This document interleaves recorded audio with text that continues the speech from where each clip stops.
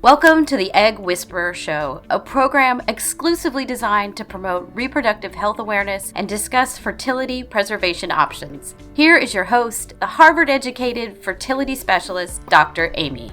She's known as the Egg Whisperer. Fertility expert Dr. Amy Abazadeh. And you have yet another success story just launched by an East Bay fertility doctor.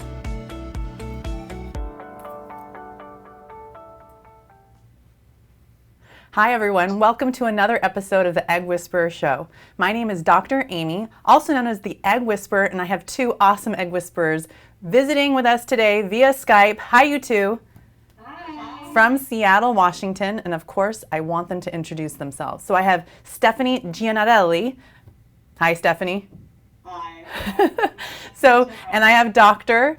Shahine. And I want you guys to introduce yourselves. Stephanie, tell me a little bit about yourself, about your practice, and I'll ask you a whole bunch of questions because I'm super curious. Perfect. My name is Stephanie Gianarelli, and I'm a fertility acupuncturist in downtown Seattle. And I've been doing it for... You started when you were 5. So. Right? Yeah, I mean, I started fertility medicine out of the womb. I can totally relate. So at the age of 5, you started your practice. Yes? Yeah. And I've been doing it ever since. Dr. Shahine and I wrote a book a couple years ago called Planting the Seeds of Pregnancy, and that's really great. Yeah. Yeah, and I love the book. It's one of my favorite books about traditional Chinese medicine, and we're going to talk about TCM quite a bit tonight. So how did you guys meet? Well, I started my practice here in Seattle about 10 years ago, and Stephanie Gianarelli was one of the first people to refer a patient to me. And I was a little bit familiar with acupuncture. I had done a little bit of research in some traditional Chinese medicine kind of through my medical career, but I was blown away by an acupuncturist was referring to me, a Western medicine provider, for fertility care, and I called her up and we started a conversation, and we've been helping patients together ever since. That's awesome. Yeah. And then how did you guys come up with this book concept? I mean, I love the book. It's so easy to read. It's scientifically valid. You've basically fact-checked every single thing in the book, and it's a great resource for patients who are interested in just learning more about acupuncture and TCM and how it can help them in all aspects of their life. So how did that come to be? Well, I just wanted to not have to tell my patients the same thing every day.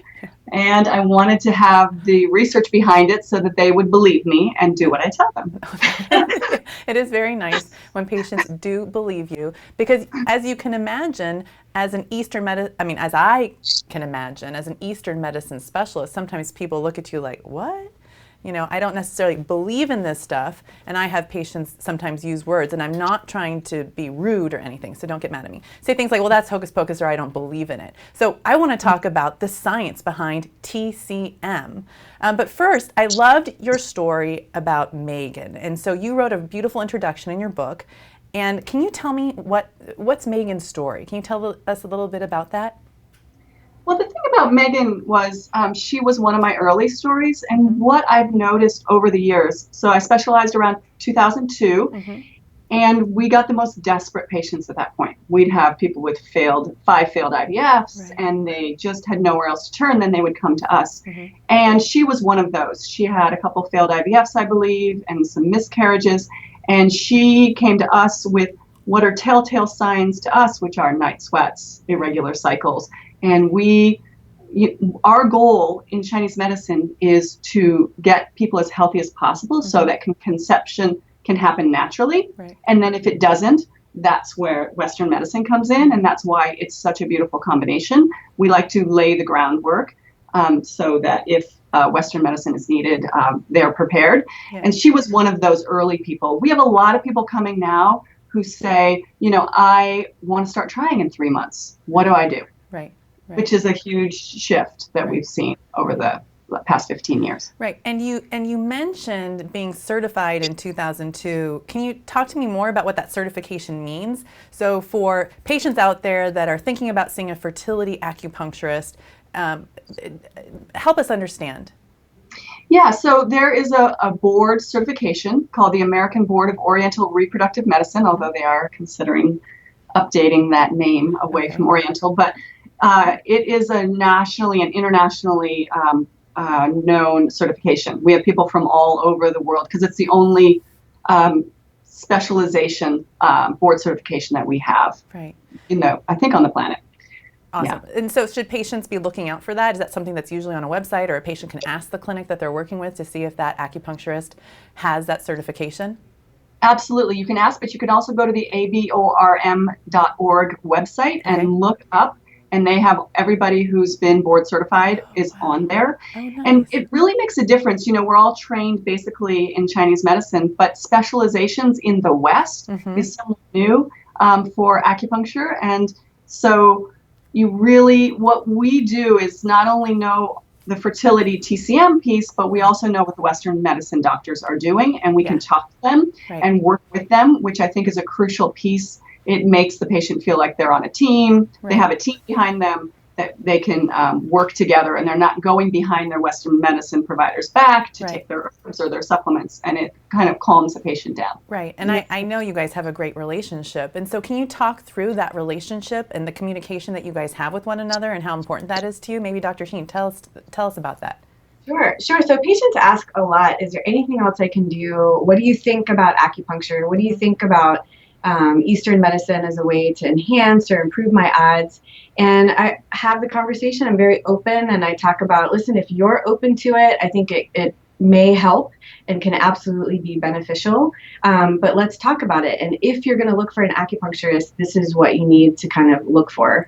Right. And just like in Western medicine, not every doctor knows how to read an EKG or how to take care of, orthopedic breaks. Yeah. You should look for people in Eastern medicine that specialize and really care about women's health and fertility. It's the right person to look for. Right. And I think one of the emailed questions that we got from a viewer of the show addresses that. So I'll be asking that a little bit later. So let's just go through some of the questions that I have for you guys, and I think everyone can learn from. And so one of the first questions, and it's a question I get all the time when I ask a patient to consider acupuncture, and I do ask all my patients to consider it, is how does TCM actually work? What is the science behind it? Because I know there's a science. Yeah, so they're still figuring it out. Yeah, and that's what the smartest people actually say. Yeah, yeah. True. So they do know that it works. So they've done functional MRIs of the brain while they're putting vision points in the feet, and the vision area of the brain lights up. So they know it works, but they don't know how it works yet. They will figure it out eventually. One of the best hypotheses that I kind of go with is you create a wound at the site of an acupuncture point, and it marshals the body to heal itself. And that works for pain. Right. When we get into how it affects the central nervous system and the HPO axis, other things come into account. But that's what they're thinking. They'll figure it out. They will. We don't know. And the HPO axis, for viewers, if you don't know, it's just basically how your brain talks to your ovaries. Okay? Yeah. And so you mentioned in your book something about the 4 pillars. Can one of you talk to me a little bit more about what those are? Okay. Yeah. So the 4 pillars of Chinese medicine are acupuncture, Chinese herbs, nutrition recommendations, and lifestyle suggestions. So because as I mentioned, we have a model of health, and so we can't just give them herbs and give them acupuncture and then have them go home and sit on the couch and eat Twinkies. I mean, not that that's not okay. That sounds pretty good, but yeah, you're right, you can't. But so we want to make sure they're getting enough sleep and they're eating well, and how they're dealing with stress, because I think stress, our bodies are naturally programmed to deal with stress. It's how we deal with it. Right. So even if it just is a little bit of a mind shift around stress, and stressed out people get pregnant all the time, and so stress affects everybody differently, and for some people it does affect their cycle. I have a lot of women come in, not a lot, but some women come in and their cycle is regular. They start trying to get pregnant, and suddenly their cycle becomes erratic. And so those are the ones I'm like, okay, well, maybe we could talk about stress reduction for you, or therapy or something. Right. Well, and I love that Stephanie spends so much time on really talking to the patients about nutrition and the importance of sleep. And she spends so much more time, has so much more time to really see patients on a very regular basis, like once a week, and check in about those really important nutritional status, exercise, sleep, all these things that we know are important. But That's it's true. just reinforcement. It's like the ultimate like a preventative coach. medicine and coach. Right. Yeah. It's another cheerleader on the squad, so to speak. Yeah. The egg whisperer squad. So my other question is, what can a patient expect at their first visit? So people ask me that all the time. So I'd love like a blow-by-blow account of like what happens when a patient walks in to your clinic for the very first time. Well, so our intake form is at least 8 pages long. Wow. I would say most acupuncturists intake form, because that model of health, we look at all of these very disparate seeming symptoms, and we put them into different organ systems so we can figure out where the imbalance is, and that takes a long time. So not only do you have to spend at least a half an hour filling out the paperwork, then you spend a full hour going through your history. And it'll be a history like you haven't probably given before, where you talk about your childhood and everything you eat and how you sleep and how your relationships are and what your work like and do you like it and does it stress you out, and and your physical health as well, in a way that you probably haven't answered, especially for a fertility doctor. And at the end, I'll say, is there anything a little strange that you wouldn't necessarily tell your MD? I want to know that too. And then they'll tell me something strange that might make perfect sense in TCM. I'm kind of tempted to ask you, like, what's that something strange they usually get, but I'll just leave it there. Well, there is one. I have a little example. So someone came the other day, and she said her thighs burn when she goes to bed. And to the touch, her husband feels it. She's had acupuncture for like 3 weeks now. It's almost gone. Yeah. Wow. And then then after that hour-long interrogation, then they get a half an hour acupuncture treatment, which is very relaxing, right? Yes. Very relaxing. And then I'll type up a treatment plan, which will be the 4 pillars and all the different things I want them to do. And I meet them where they are and then push them a little bit farther. And then I'll work with Dr. Shahine or whoever they're seeing to make sure that we're all on the same page. Right. And it's not a one-size-fits-all approach. It's just like for Dr. Shahine and I, when it comes to fertility treatment, some patients come in once a week, some patients need to come in more. And so everyone asks me, like, what kind of time commitment is it for me? And what I tell them is, you basically have to see Stephanie first, and then she'll basically give you her expert opinion based on what she studies about your body. Is that pretty accurate? That's true. So people can come wherever they are in their Western treatment. So if they're starting an IVF, we will just meet them where they are. The thing about Chinese medicine is dosage is an issue. They're finding that more acupuncture. So for example, there is better. So 9 electro acupuncture treatments before your retrieval or your transfer increases blood flow and increases outcomes. So go ahead. That's been proven. And so N and O Genesis cycle is 3 months, but people come in who are 40, and as you're ready to do a retrieval on them, I'm not going to stop them. I may throw them on some CoQ10 and hope for the best. Right.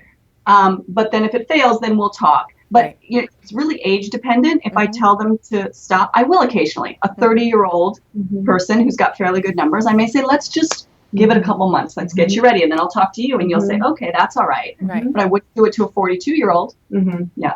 You used a word that started with electro. Can you tell me a little bit about that? What does that mean? Yeah, so electroacupuncture is taking a TENS unit, putting the acupuncture needles in, taking a TENS unit, and hooking up the needles to the TENS unit. It just adds an added stipulation.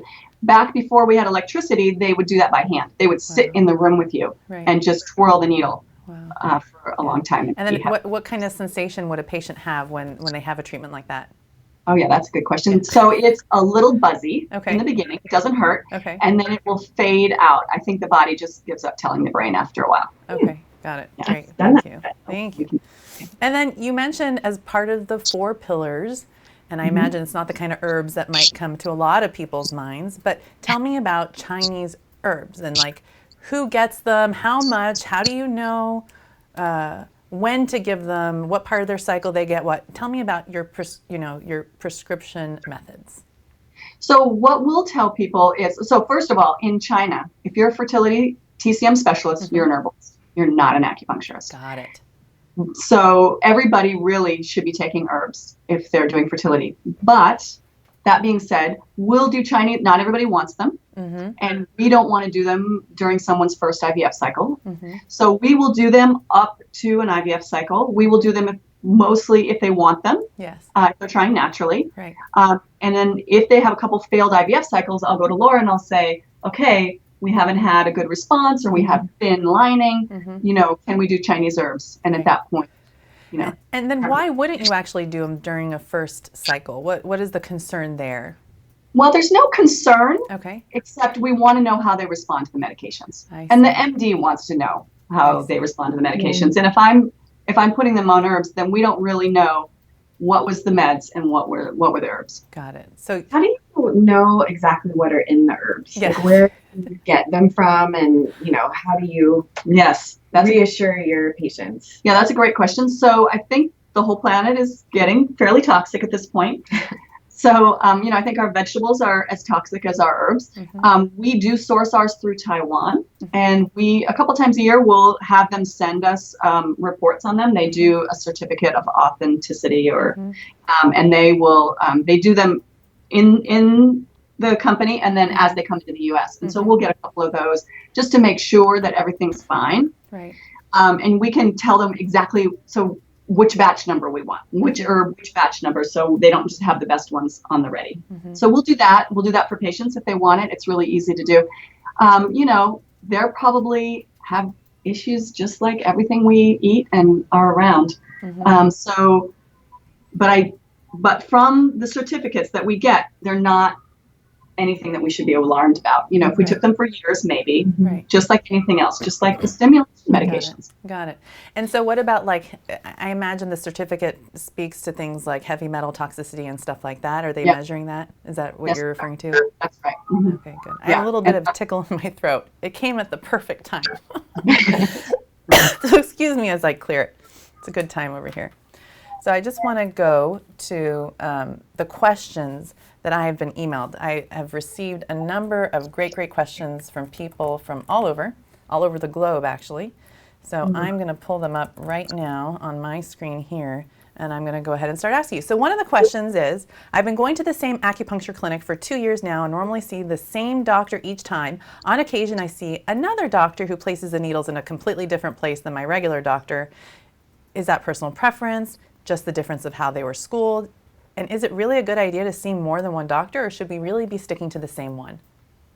So I think that's a couple questions. The first answer is I think it is training. Got it. We have different trained people in our clinics, and they do treat people differently, and everybody seems to get really good results, especially if they're fertility trained. I think it's more important to make sure that you have a-born fertility trained acupuncturist. And I think it's great. I tell to see different providers. I tell people in my practice, go see someone else. You not only will be able to talk about you behind your back, but face, and hopefully provide better care. In a really good, positive, supportive way. Yeah, exactly. So we can get together, and we've both seen the patient, and then we can help better. Because I'll go to them anyway, and I'll have to describe who they are and say, what about this? What do you think? Especially if we have a difficult case. So sometimes it's good. They'll come back after seeing the other provider, and they'll go, well, she said this, and what do you think about that? And so I think collaboration is a great idea. Awesome. So next question is, what's the equivalent of counseling or therapy in traditional Chinese medicine? Well, in Chinese medicine, all of the emotions are doled out to the different organs. So fear is in the kidneys, and anxiety is in the heart, and anger is in the liver. So we end up talking a lot about people's emotions and how it's affecting them. It does not supplant a good therapist. But it can help discharge emotions. It's very relaxing. It puts you into a meditative state. And so for those reasons, people can think of it like a therapy session, but it's not. Go to a good therapist. And we actually have 2 in our office that are specialized in fertility. Oh, that's really great. So it's kind of like a one-stop shop, if only you can get a pedicure at the same time, right? Yes. I just wanted to mention something. When I started working on the book with Stephanie and learning myself about TCM, or traditional Chinese medicine, the language is very different, and she talks about kidney deficiency being a part of infertility, and your liver function and lung, and I just would love for you to talk about that, because language is so important, and when the acupuncturist starts talking about that, people can get uncomfortable, and that's when you start getting like the woo-woo, like what is going on, and I really language and it's balance, and I'm comfortable with it now, but can you explain kind of what that means when you're saying it? Yeah, absolutely. So I'll make it somewhat brief, but the book does explain it really well if you want to have more in-depth analysis of it. So each of the organs, this is my spiel I tell people every day. Each of the organs do what they do in Western medicine, and then they have additional functions to take the rest of you into account in Chinese medicine. So for example, the kidneys are in charge of, all of your Western functions, but they're also holding your genetics and your kidney, your chi bank account. Like how much energy do you have? It's almost like your ovarian reserve for your body. Mitochondria. Yes, that's right. That's right. And I tell people you have to do two things with your kidney energy. You need to make babies and you need to retire on it. So not only do you have to build it up to make babies, but then you have to then build it back up after you have babies because it's an expensive thing to do to the kidneys. And then we can tell how people's kidneys are doing, whether they have low back pain or night sweats or knee pain. And so we can look at all these different symptoms and find out if they have kidney deficiency. And it's, the naturopaths would call it adrenal fatigue. Because the adrenals. It's all different language. And I think we're all kind of saying the same thing. It's just Western doctors say something and naturopaths say something different. And so it's just, language is just important. I agree. Tell just to ask questions and understand what you're really saying. So I imagine that the age at first birth in Seattle is very similar to the Bay Area, where a lot of women aren't starting to have their first pregnancy until they're over 35 in many cases, and maybe sometimes even over 40. And so egg quality is a really important issue that we always talk about. Can you tell me a little bit about how TCM can help with egg quality or improve it, and what does that take? What's involved?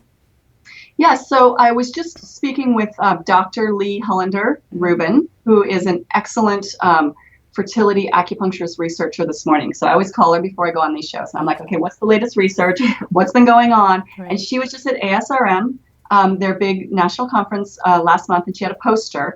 And the biggest thing that came out of her research that she did is that the 38 plus women were benefited from TCM significantly more than the under 38 group. Wow. And I think it's because we work on egg quality. We work on that kidney energy and that bank account and getting the person as healthy as possible and increasing their mitochondrial function too, I'm sure. That's great. Another really important research project that she did as well is showing that you can't just do one acupuncture treatment before your embryo transfer and think to yourself, I've done acupuncture, I've done Eastern medicine, but it really does take looking at the whole person and stress levels and overall health and well-being and the whole package. It's not just doing an embryo transfer. Yeah, and it's hard to do research on that. It's called whole systems TCM, and it's messy. You can't do a randomized controlled trial with it. Someone would know if they had acupuncture needles in them. Exactly.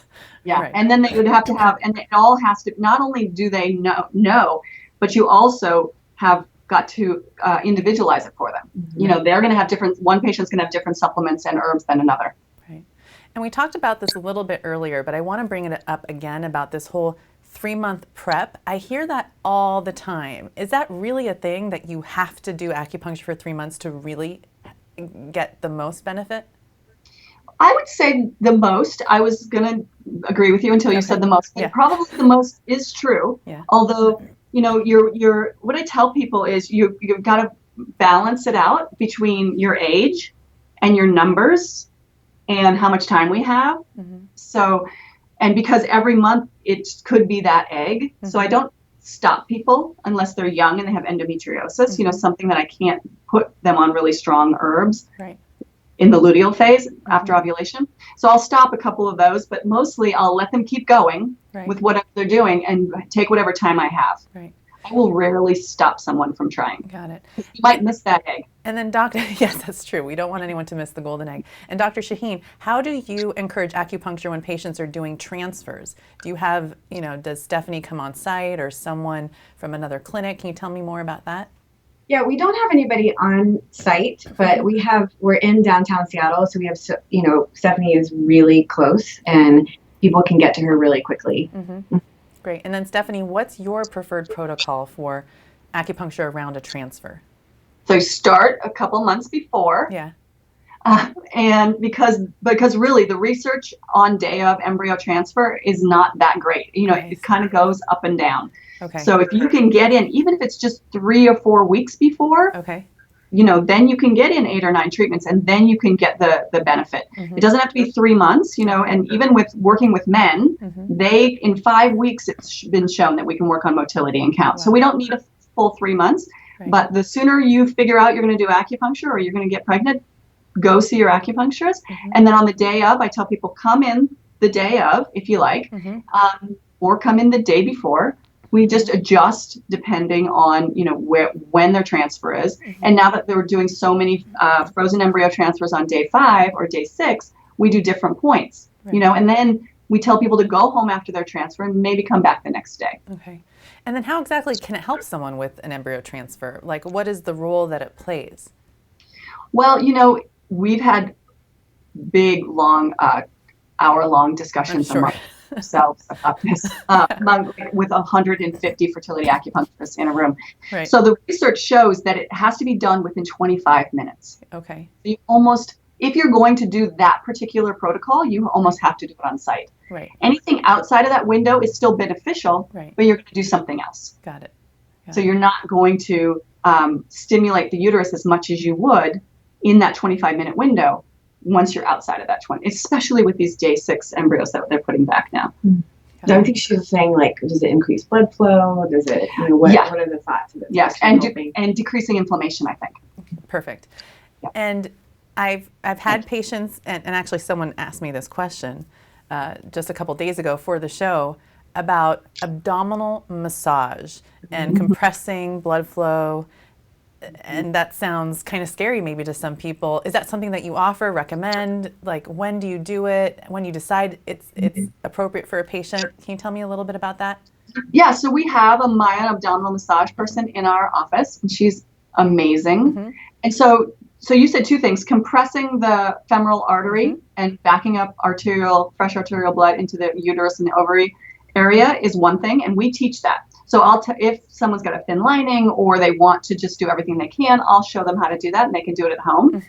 But the abdominal massage they will go in and they'll figure out where everything is, where the uterus is placed. They can feel for adhesions and they can help break things up. Basically, they're trying to mobilize the viscera, the organs, so that there isn't any stagnation. And that kind of speaks to Chinese medicine, which is stagnation causes problems. You want everything moving, flow. And I imagine it isn't just like a rub down or a pat, pat, rub, rub. I mean, I imagine it's pretty deep, and you're not coming out of there feeling like you just went to a spa. That's right. Yeah. They'll go deep into the abdominal muscles and into the viscera, and then on the back. Got it. That's as far as they go. And then you talked about men. And so I actually recommend acupuncture to a lot of my male patients. And the reason is we know that stress plays a role in sperm quality and decreasing it, and acupuncture can reduce stress. My other question is about cold foods. We hear so much about don't drink anything cold, and I hear that coming from a lot of TCM practitioners. Is that something that you recommend as well? Well, it depends on the patient, right? So everybody's individualized. So if they're running hot, right. So there's hot fertility types, and then there are infertility types, and there's cold ones. Right. So the cold ones probably not, and the hot ones okay. It's probably less of an issue. So we individualize that. Great. I think that closes out all the questions that I've received for tonight. I love that you guys wrote this extremely helpful resource for people everywhere. It's easy to read, scientifically valid, fact-checked. You can also read about supplements. I love that there's a section on things like melatonin, CoQ10, and how they can help. So is there one last thing that you want to leave us with? And I'll let you each kind of share that with us. Is there's one message that you want to give every visitor to this show tonight? Sure. Well, I just always say when people ask about acupuncture, I say explore it and think about it. And it may not be for you. I think it can be beneficial. But if you hate needles, or it's going to be very stressful to get to the appointments, or financially burdensome, don't feel like you are missing out completely. But explore it and maybe try it and you might find that it's really beneficial. And so just think about it. But I don't want people to carry around guilt that Right, they're that's a good missing point. out on something that they have to do or it's not going to work. Right. And then can I just ask one more question, because that brought up a question. What if someone hates needles? Like what if I'm that person and I still want to see if acupuncture is for me? Is there a workaround? Well, yeah, some people do laser acupuncture, so Okay. no needles involved. And then some people just come anyway. We have a mutual patient who, boy, she didn't like needles. And she's kind of glad her baby's in her arms now. Doesn't matter. That's awesome. Well worth it. Well worth it. So Stephanie, do you have a message for patients out there who are trying so hard to have a baby? Yeah, absolutely. You know, I'm going to steal what Lora usually says is keep trying, have hope. And one thing I tell people, you know, I'm going to end with this really great story. I had, it's in the book. A patient came up to me and she was at the grocery store. She was pushing her grocery cart. She had this cute little baby in her basket. And she comes up to me and she's literally crying. And she said, I'm so glad it didn't work out with my own eggs because I got the perfect child for us. Oh. And I was like, yeah, that's it, you know? If you want a family, if you want to be a mother or a father, there's always a way. Absolutely. Yeah. Absolutely. Yeah. Absolutely. Well, thank you guys for joining us tonight. Well, if you're interested in watching any previous shows, you can go to the eggwhisperer.com website. If you're interested in getting your levels checked and interpreted by me, you can go to the website as well. So thank you guys for joining us tonight. Thank you, Lora and Stephanie. I look forward to seeing everyone next week. Have a great night. You too. Bye, Thank guys. you. Bye.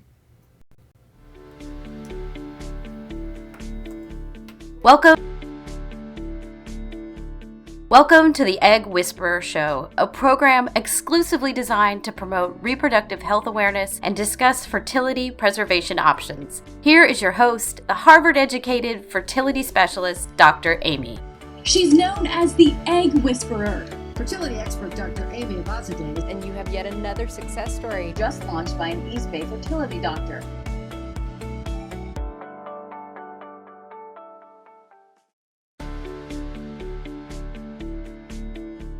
Welcome to the Egg Whisperer Show, a program exclusively designed to promote reproductive health awareness and discuss fertility preservation options. Here is your host, the Harvard-educated